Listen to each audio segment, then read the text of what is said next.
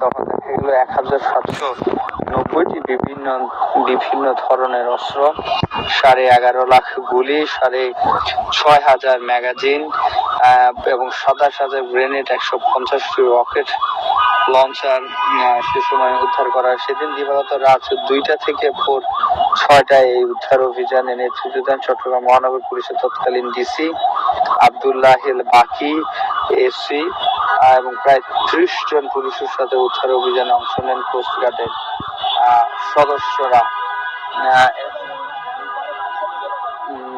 এবং এই যে কর্ণফুলী থানার তৎকালীন ওসির ভূমিকা নিয়ে ইউরোসার কারখানা লিমিটেড জেটিতে চোরাচালানকারীদের অস্ত্র খালাসের সময় ওসি নিজে উপস্থিত ছিলেন বলে অভিযোগ উঠেছিল। আর সেই সময় সংবাদ মাধ্যমগুলোতে এবং ভারত তাদের উত্তর পূর্বাঞ্চল